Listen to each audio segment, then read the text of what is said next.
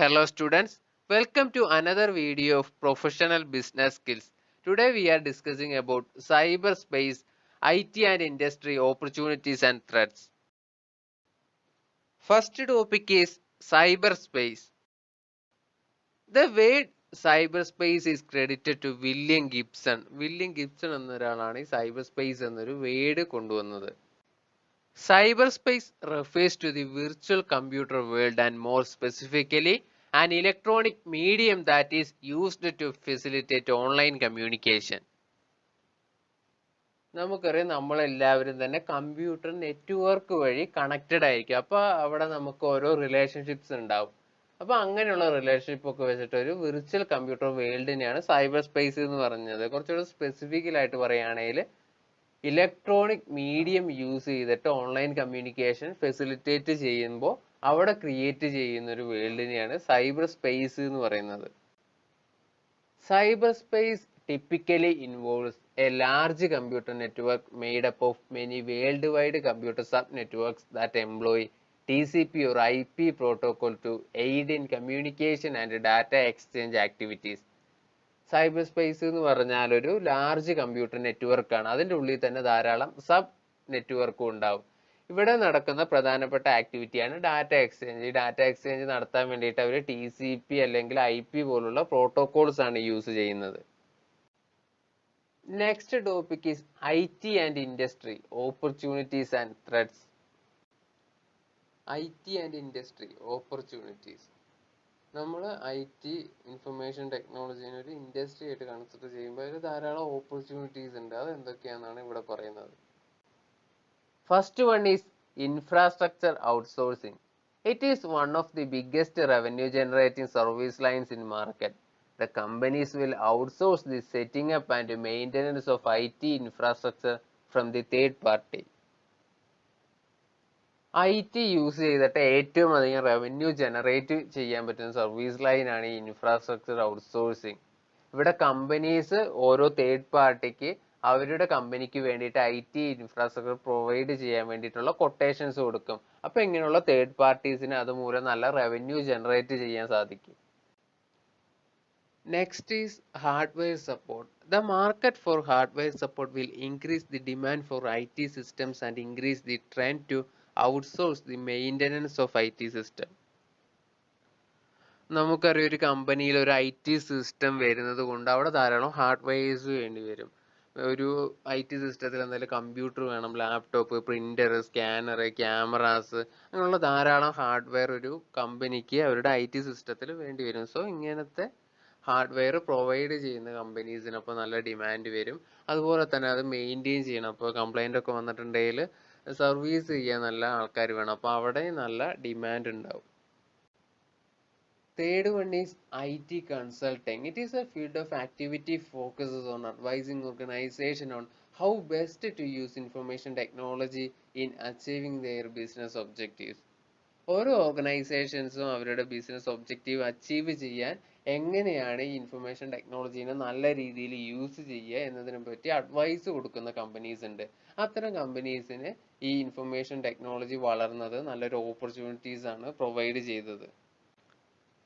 Next one is business process outsourcing. It enables the service providers to deliver the service at low cost. ഒരു IT system ഒരു കമ്പനിയിൽ install ആക്കണമെങ്കിൽ അതിന് അത്യാവശ്യം നല്ല cost വരും. അതുകൊണ്ട് തന്നെ എല്ലാ കമ്പനീസും അത് ചെയ്തെന്ന് വരില്ല. അപ്പോൾ അങ്ങനത്തെ കമ്പനീസ് എന്ത് ചെയ്യും? അവർക്ക് ഇങ്ങനെ ചെയ്യേണ്ട IT സിസ്റ്റം റിലേറ്റഡ് വർക്കൊക്കെ മറ്റൊരു കമ്പനിക്ക് ഏൽപ്പിക്കും.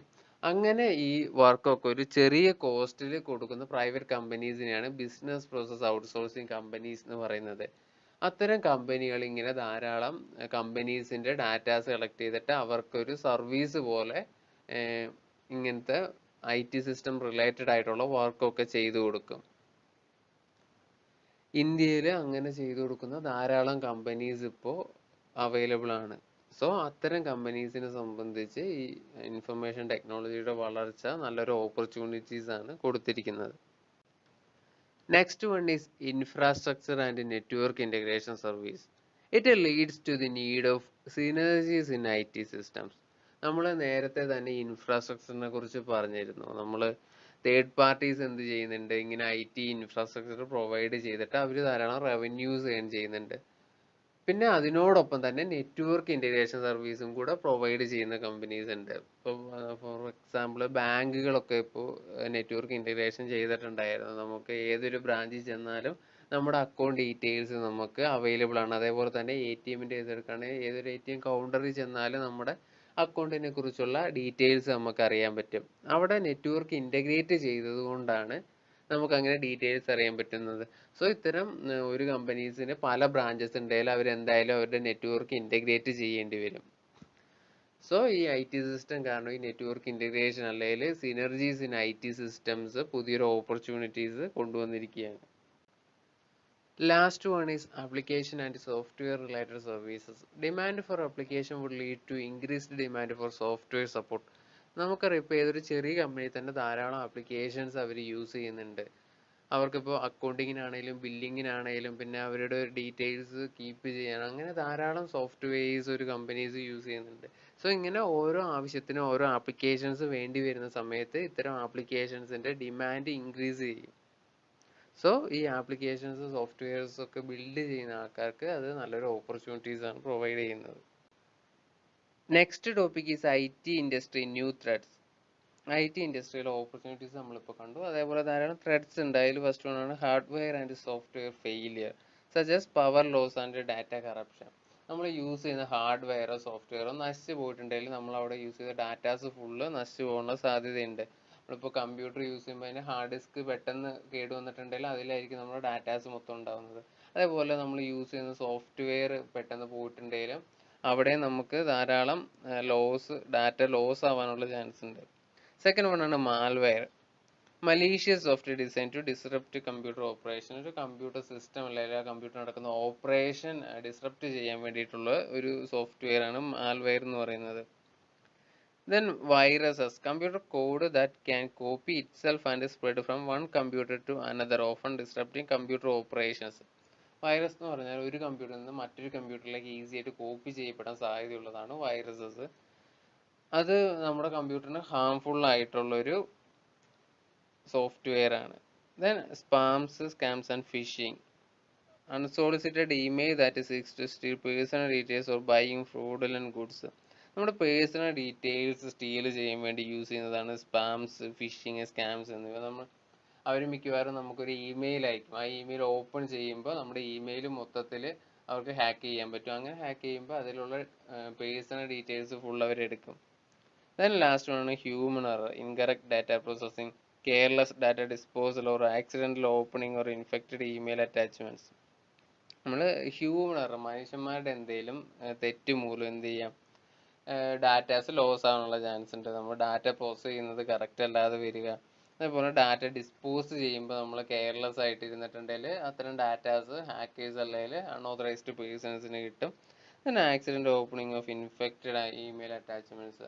അപ്രതീക്ഷിതമായിട്ട് നമ്മളെങ്ങാനും ഈ ഇൻഫെക്റ്റഡ് ആയിട്ടുള്ള അല്ലെങ്കിൽ വൈറസോ മാൽവെയറോ കണ്ടക്ട് ചെയ്യുന്ന ഏതെങ്കിലും ഒരു ഇമെയിൽ നമ്മൾ ഓപ്പൺ ആക്കിയിട്ടുണ്ടെങ്കിലോ അത് ആ കമ്പനീനെ മൊത്തത്തിൽ ബാധിക്കുന്നതാണ്. Next topic is cyber crimes. Cyber crime is unlawful act wherein computer is either a target or a tool or both. Computer ഉപയോഗിച്ചോ അല്ലെങ്കിൽ ഒരു കമ്പ്യൂട്ടറിനെ ടാർഗറ്റ് ചെയ്തോ നടത്തുന്ന അൺലോഫുൾ ആക്ടിനെയാണ് സൈബർ ക്രൈംസ് എന്ന് പറയുന്നത്. Example hacking, phishing, identity theft etcetera. ഇങ്ങനത്തെ cyber ക്രൈംസിനെ കുറിച്ചാണ് നമ്മൾ ഡിസ്കസ് ചെയ്യുന്നത്. First one is identity theft. Identity theft is the crime of obtaining the personal or financial information of another person for the sole purpose of assuming that person's name or identity to make a transaction on purchases. മറ്റൊരാളുടെ personal details അല്ലെങ്കിൽ financial informations, example bank details ഒക്കെ collect ചെയ്യുകയും ആ collect ചെയ്ത details use ചെയ്തിട്ട് മറ്റൊരാൾ അയാളുടെ പേരിൽ ട്രാൻസാക്ഷൻസും പർച്ചേസസും ഒക്കെ നടത്തുന്നതിനെയാണ് ഐഡന്റിറ്റി തെഫ്റ്റ് എന്ന് പറയുന്നത്. Identity theft is committed in different ways. പല രീതികളിൽ ഐഡന്റിറ്റി തെഫ്റ്റ് കമ്മിറ്റ് ചെയ്യാറുണ്ട്. അതിൽ ഫസ്റ്റ് വൺ ആണ് സ്റ്റീലിംഗ്. സ്റ്റീലിംഗ് എന്ന് പറഞ്ഞാൽ നമുക്കറിയാം മോഷ്ടിക്കാം. എന്തൊക്കെ മോഷ്ടിക്കാം? Computer, mobile device, cheque, credit card, wallets ഇങ്ങനെയുള്ള കാര്യങ്ങളൊക്കെ മോഷ്ടിച്ചിട്ട് അതിൽ നിന്ന് ഈസി ആയിട്ട് പേഴ്സണൽ ഡീറ്റെയിൽസ് കളക്ട് ചെയ്യുന്നതാണ് stealing. Then dumpster diving, to find discarded paper files, CDs, floppy disk etcetera. നശിപ്പിച്ച് കളഞ്ഞ പേപ്പർ ഫയലും സി ഡികളും ഫ്ലോപ്പി ഡിസ്കൊക്കെ കണ്ടുപിടിച്ചിട്ട് അതിൽ നിന്ന് ഡീറ്റെയിൽസ് റിക്കവർ ചെയ്തെടുക്കുന്നതിനാണ് ഡംസ്റ്റർ ഡൈവിംഗ് എന്ന് പറയുന്നത്. ദെൻ ഫിഷിംഗ് ഓർ സ്പാം, ഇതിനെക്കുറിച്ച് നമുക്ക് ഇനി കൂടുതലായിട്ട് പഠിക്കാനുണ്ട്. ഫ്രോഡുലന്റ് ഇമെയിൽസ് അയച്ചിട്ട് ഡീറ്റെയിൽസ് കളക്ട് ചെയ്യുന്നതാണ് ഫിഷിംഗ് അല്ലെങ്കിൽ spam. Then social engineering. Social engineering എന്ന് പറഞ്ഞാൽ നമ്മൾ കോൾ ചെയ്തിട്ടോ അല്ലെങ്കിൽ ഇമെയിൽ അയച്ചോ അല്ലെങ്കിൽ മെസ്സേജ് ഒക്കെ അയച്ച് ചാറ്റ് ചെയ്തിട്ടോ ഒക്കെ ഒരാളുടെ കോൺഫിഡൻസ് നേടിയെടുത്തതിന് ശേഷം അയാളുമായിട്ട് പേഴ്സണൽ ഇൻഫർമേഷൻസ് ഷെയർ ചെയ്യുക അല്ലെങ്കിൽ അയാളുടെ പേഴ്സണൽ ഇൻഫർമേഷൻസ് മേടിച്ചെടുക്കുന്ന ഒരു പ്രോസസ്സാണ് social engineering. Then shoulder surfing, viewing our logon activities in public places. നമ്മൾ പബ്ലിക് പ്ലേസസിലൊക്കെ ചിലപ്പോൾ ലോഗിൻ ചെയ്യുന്ന ടൈമിൽ നമ്മുടെ പാസ്വേഡും ലോഗിൻ ഐ ഡി ഒക്കെ അടുത്ത് നിൽക്കുന്ന ആൾക്ക് ചിലപ്പോൾ കാണാൻ പറ്റിയെന്ന് വരാം. അങ്ങനെ അവർ നമ്മുടെ ഡീറ്റെയിൽസ് കളക്ട് ചെയ്യുന്നതാണ് shoulder surfing. Then last one ആണ് ഹാക്കിംഗ്.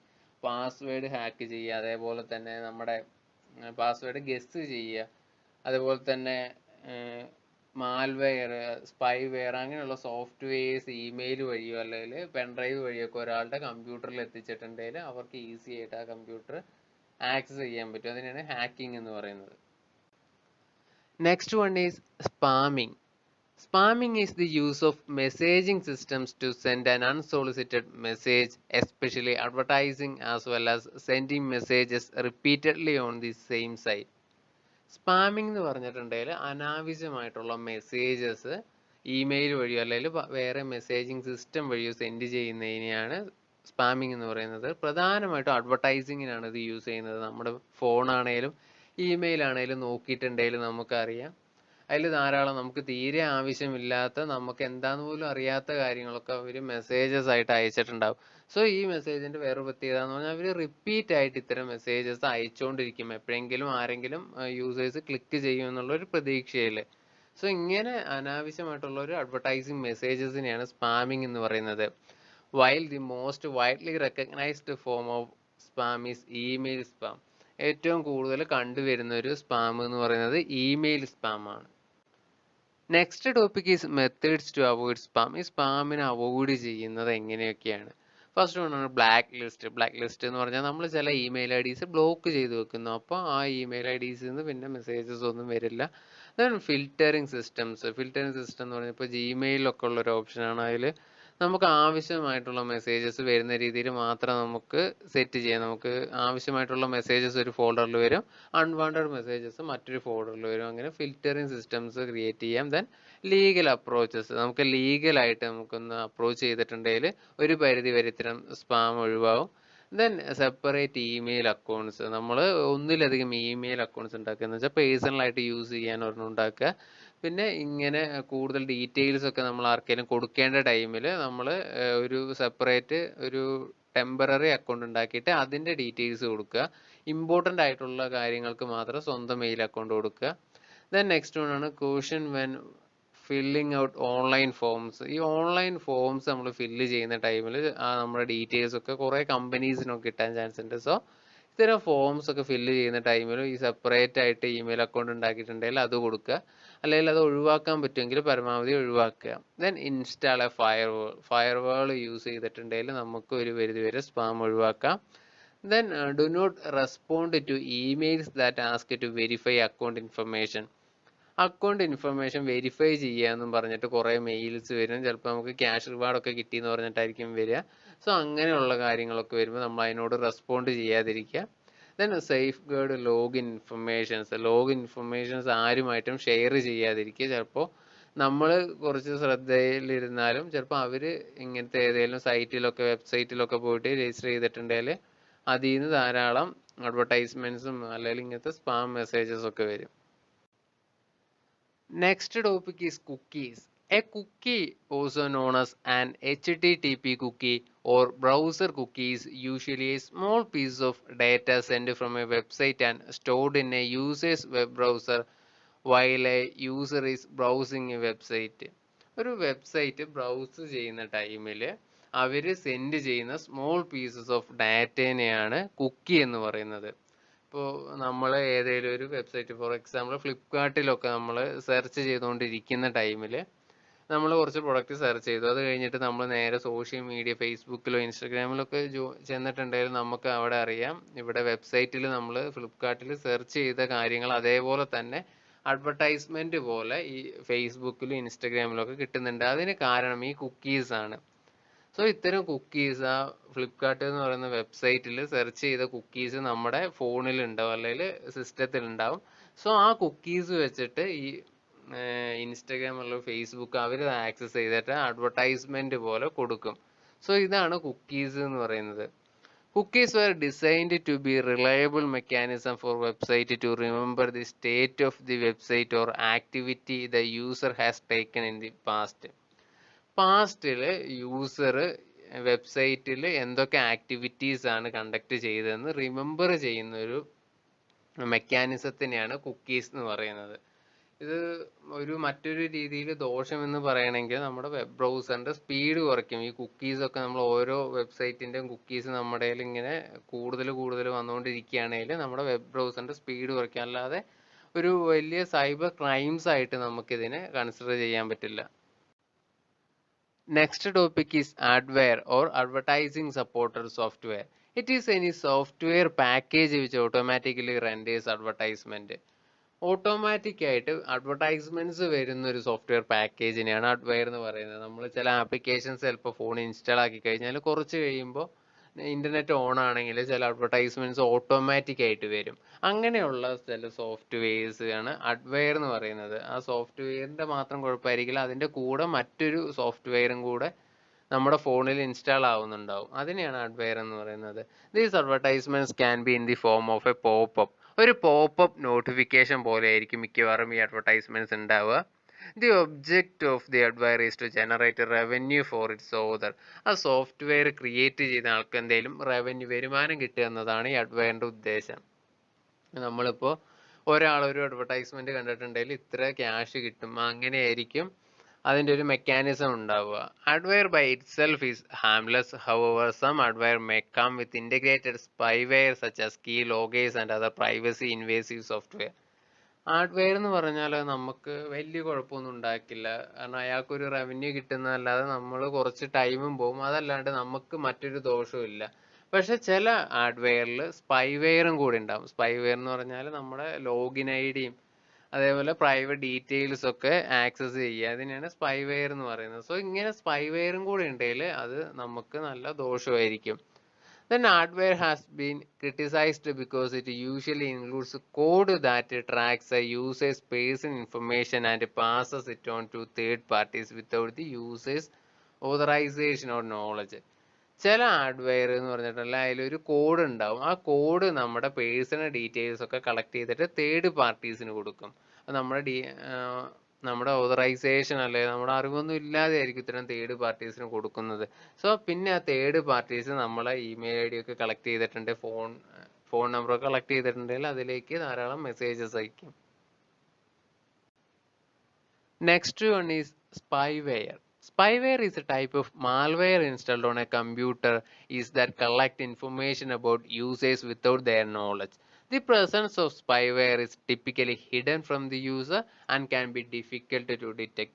സ്പൈവെയർ എന്ന് പറഞ്ഞ ഒരു പ്രത്യേക തരം മാൽവെയർ ആണ്. അതൊരു കമ്പ്യൂട്ടറിൽ ഇൻസ്റ്റാൾ ചെയ്തിട്ടുണ്ടെങ്കിൽ അത് ആ യൂസറിന്റെ അറിവില്ലാതെ തന്നെ അയാളുടെ ഇൻഫർമേഷൻസ് കളക്ട് ചെയ്യും. പിന്നെ ഇതിന്റെ ഏറ്റവും വലിയ പ്രത്യേകത എന്ന് പറഞ്ഞാൽ ഈ സ്പൈവെയർ ഉണ്ട് എന്ന് കണ്ടുപിടിക്കുക എന്ന് പറഞ്ഞാൽ ഭയങ്കര ബുദ്ധിമുട്ടായിരിക്കും. ആന്റിവൈറസ് ഒന്നും യൂസ് ചെയ്തിട്ട് സ്പൈവെയറിനെ ഡിറ്റക്ട് ചെയ്യാൻ പറ്റില്ല. Who is spying? ആരൊക്കെയാണ് ഈ സ്പൈവെയർ യൂസ് ചെയ്തിട്ട് സ്പൈ ചെയ്യുന്നത്? ഫസ്റ്റ് വൺ ആണ് ഓൺലൈൻ അറ്റാക്കേഴ്സ്. നമ്മുടെ ഫിനാൻഷ്യൽ ഇൻഫർമേഷൻസും അതേപോലെ തന്നെ വേറെ ഡീറ്റെയിൽസ് ഒക്കെ കളക്ട് ചെയ്യാൻ വേണ്ടിയിട്ടുള്ള ഓൺലൈൻ അറ്റാക്കേഴ്സ് ഈ സ്പൈവെയർ യൂസ് ചെയ്യും. Then marketing organisations. മാർക്കറ്റ് ചെയ്യാൻ വേണ്ടിയിട്ട് എന്ത് ചെയ്യും? ഓരോ ഓർഗനൈസേഷൻസ് നമ്മുടെ പേഴ്സണൽ ഇൻഫർമേഷൻസ് കളക്ട് ചെയ്യും. നമ്മുടെ ബൈയും ബിഹേവിയർ ഒക്കെ കളക്ട് ചെയ്തിട്ടുണ്ടെങ്കിൽ അവർക്ക് ഈസി ആയിട്ട് അവരുടെ പ്രൊഡക്റ്റ് സെല്ല് ചെയ്യാൻ പറ്റും. Then third one spying by trusted insider.